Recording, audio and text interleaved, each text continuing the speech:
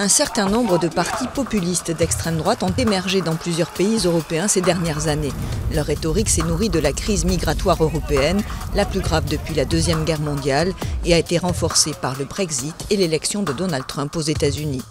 En France, la chef du Front National, Marine Le Pen, arrivée au deuxième tour de l'élection présidentielle derrière Emmanuel Macron, a battu son record avec plus de 10 millions de voix, avec un programme basé sur la sortie de l'euro ou le rétablissement des frontières.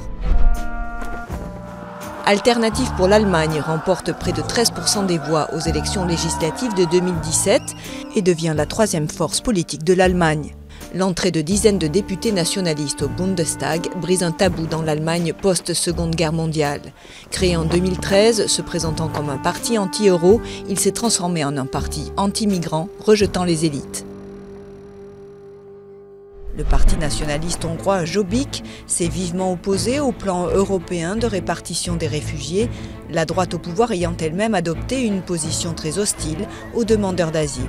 En Autriche, le parti d'extrême droite FPO a échoué de peu à la présidentielle de mai 2016 et a obtenu l'annulation du scrutin en raison d'erreurs de procédure.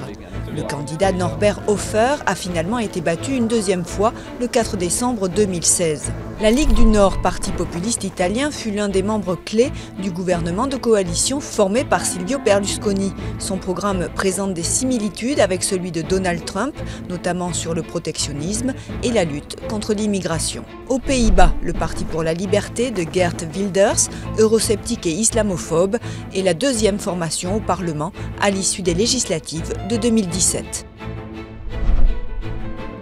En Bulgarie, les ultranationalistes de Patriotes Unis sont entrés au gouvernement en 2017 en formant une coalition avec le Premier ministre conservateur Boyko Borisov.